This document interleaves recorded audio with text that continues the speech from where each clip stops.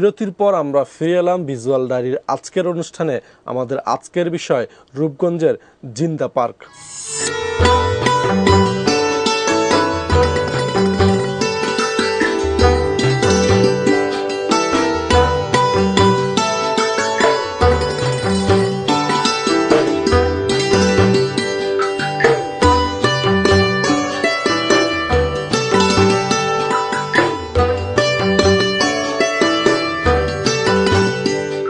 1981 সালের নবম শ্রেণীর ছাত্র তোবারক হোসেন কুসুম সহ 5 জন 60 টাকা পুঁজিতে অগ্রপথিক পল্লী সমিতির নামে জিন্দা পার্ক গড়ে তোলেন।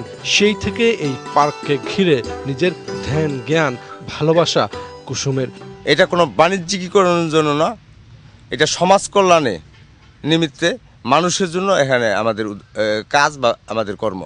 আমরা স্কুল করেছি, আমরা খেলার মাঠ করেছি, ঈদগাহ করেছি, মসজিদ করেছি, লাইব্রেরি করেছি, ক্লিনিক করেছি, গোরস্থান করেছি এবং আমাদের আরও পরিকল্পনাধীন আরও উদ্যোগ আছে।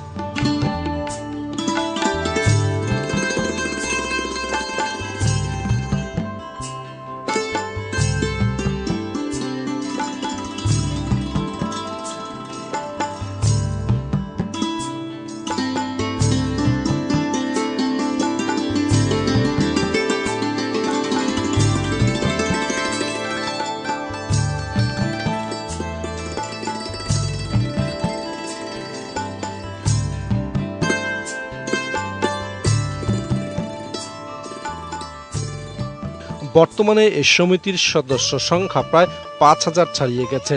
নিজের জীবন যৌবন বিসর্জন দিয়ে 47 বছর বয়সী কুসুম বেছে নিয়েছেন চিরকুমারের পথ। আমি উদ্যোক্তা, কিন্তু আমার অনুসারিত অনেক, বলতে এলাকাবাসী সবাই এখন এই মানে নিজের জীবনের চেয়ে বেশি ভালোবাসে এই পার্ককে বা এই প্রতিষ্ঠানকে।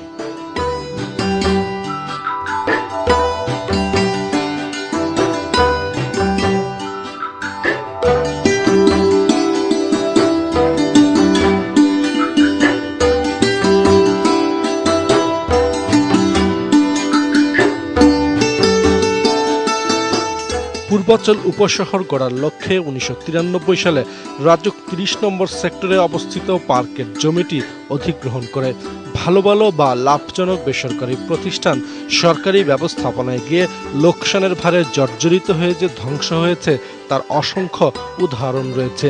অনেকেই মনে করেন বেসরকারিভাবে এত সুন্দর করে ব্যবস্থাপনা করার পর রাজুকের কর্তৃত্বে পরিচালিত হলে এই পার্কের ধ্বংস অনিবার্য।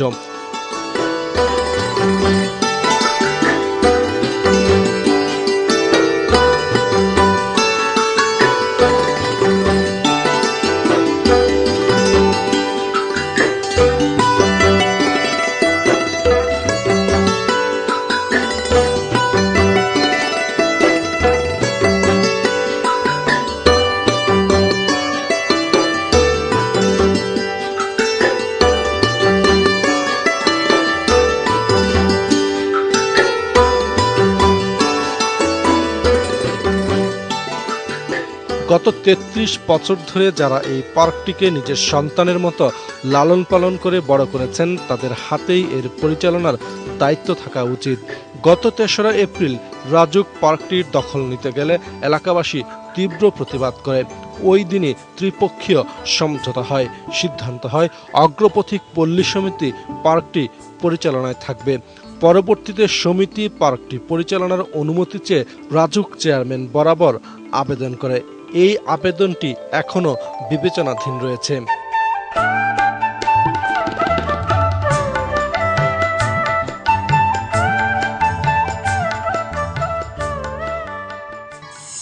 সোহরাওয়ার্দী উদ্যান, রমনা উদ্যান বা চন্দ্রিমা উদ্যানের ব্যবস্থাপনার মানের কথা আমরা সবাই জানি।